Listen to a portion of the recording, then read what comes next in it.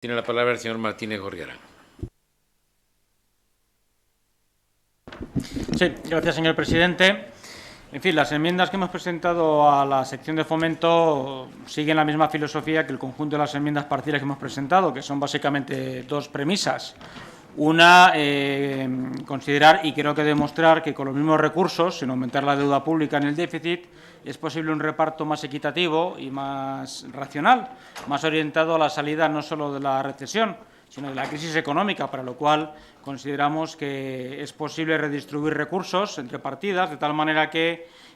se coloquen los recursos escasos que tenemos en aquellos puntos estratégicos donde tengan un efecto multiplicador más beneficioso para el despegue de la economía productiva, que es de lo que se debe tratar y que, como ya hemos explicado en las demás secciones y en las enmiendas a la totalidad, no creemos que es lo que esté en esta ley de presupuestos. Y, en segundo lugar, y derivado de lo anterior, pues un propósito que nos parece evidente de repartir más equitativamente los costes de una crisis que está ahí, de la cual hay que salir, de una recesión que innegablemente significa pues una carga muy grave de deudas y de desventajas para la sociedad, pero que debe repartirse con equidad y no como hasta ahora sobre aquellos sectores socialmente más débiles. Bueno, en el caso de fomento, esto significa sobre todo el que priorizamos tres ejes distintos a la hora de enmendar. Por una parte, creemos que es más adecuado el mantenimiento de las infraestructuras que la creación de otras nuevas. En segundo lugar, pensamos que es importante por el volumen de la inversión el que haya una moratoria a las inversiones en AVE y que la alta velocidad hay que evitar, algo que sigue estando, y lamento decirlo, creía que esto había progresado algo en el debate político, evitar que el AVE se convierta en una cercanías de alta velocidad de un precio que sencillamente ni este país ni países más ricos que el nuestro se pueden permitir de ninguna de las maneras. Y, finalmente, lo de traspasar también partidas, por ejemplo, la utilizada en rescates y subvenciones a los peajes de autopistas de pago, pues precisamente a otras partidas donde esto ahora sea mucho más productivo, donde no haya un trato que nos parece injustificadamente privilegiado a determinadas empresas que, una vez más, resultan ser aquellas que tenían un trato más cercano con el poder político, que es el que ha hecho en su tiempo erróneamente estas concesiones que luego han demostrado ser de una rentabilidad nula. Por lo tanto, además también añadimos una enmienda a la 184 que es de totalidad a la sección, pues para redistribuir estas partidas. Pero, como insisto, me gustaría que esto se tuviera en cuenta. Es una sugerencia que hacemos con la mejor de las voluntades al Grupo Popular, que es el que sostiene al Gobierno, el que no se trata ni de aumentar la deuda en el déficit, sino que se trata de redistribuir. Se trata de llevar partidas de un determinado criterio o capítulo a otro. ¿Para qué? Sin aumentar la deuda y el déficit público y, por lo tanto, cumpliendo con las exigencias del rescate de la troika, el bancario, pero que en realidad es del conjunto del Estado, y de otras deudas que tenemos contraídas, permita una salida ordenada y equitativa y racional de la crisis. Bien, por ejemplo, bueno, pues presentamos varias enmiendas que destinan 55 millones de euros a conservación y mantenimiento de carreteras. Aquí ya se ha dicho y, desde luego, nos adherimos a ese argumento. No es justificable ni racional ni es presentable que la red pública de carreteras, que es esencial en un país como España, donde además el 95% del transporte es por carretera, se vayan deteriorando mientras se hacen obras más vistosas,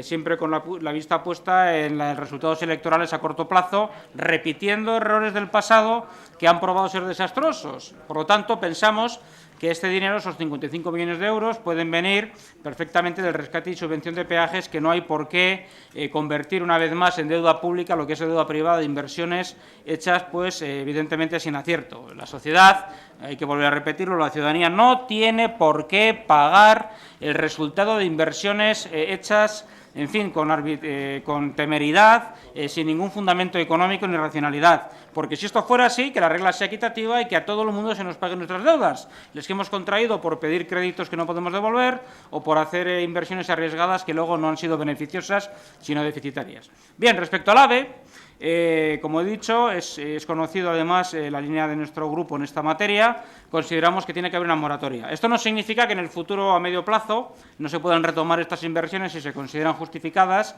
y más rentable y beneficioso terminarlas que dejarlas, en fin, en un impasse, en un abandono que realmente sería duro de explicar y de comprender, pero que ahora mismo nos parece que no son urgentes y, por lo tanto, pedimos, y lo decimos explícitamente, sin ocultar lo que decimos, que se paralicen las inversiones en el AVE a Galicia, en el corredor Mediterráneo-Cantábrico, en el corredor de Extremadura y en el corredor de Andalucía. Y también pedimos la redistribución de algunas partidas para que recaigan en organismos públicos como ADIF y SEITSA. ¿Por qué? Bueno, es lo que hemos dicho todo el tiempo. Es mucho dinero, no es una prioridad, esta inversión no va a tener repercusiones económicas inmediatas ni a corto ni a medio plazo, sino que al revés va a ser una carga en forma de más deuda, de más déficit y sobre todo de recursos que se derivan de la inversión en una obra que nos parece en el fondo, como digo, básicamente vistosa y que persigue fines electorales, de inversiones urgentes y necesarias en economía productiva, en facilitar crédito, en ayuda a emprendedores, en ayuda a parados, etcétera. Bueno, pensamos que el ahorro total ascendería a los 1.500 millones de euros, está detallado en las enmiendas, en este presupuesto el año que viene, y que ese ahorro precisamente se podría dedicar ¿a qué? Pues a sanidad, educación, dependencia, empleo y más de más sí, lo que son, en nuestra opinión, y creo que la de todo el mundo, las prioridades de este país en el momento actual. Otra cosa es que se envíe el mensaje completamente artificial y, desde luego, injustificable, no tiene ningún apoyo material, es decir, es un engaño, de que es posible mantener la inversión en sanidad, en educación, en dependencia, en empleo, en I+D, y a la vez invertir 1.500 millones de euros que no tenemos, que hay que conseguir mediante emisiones de deuda pública, en un AVE que además no tiene demanda en estos momentos ni va a cubrir las deficiencias del país en logística, en transporte, en infraestructuras que sí que son vitales, etcétera. En este sentido, también hemos introducido algunas otras enmiendas. Tiene que terminar, señor diputado. Acabo ya. Mucho más modestas, en obras que sí pensamos que podrían tener un efecto económico mucho más positivo en Murcia y en Aragón para mejorar ferrocarriles convencionales. Muchas gracias, señor presidente.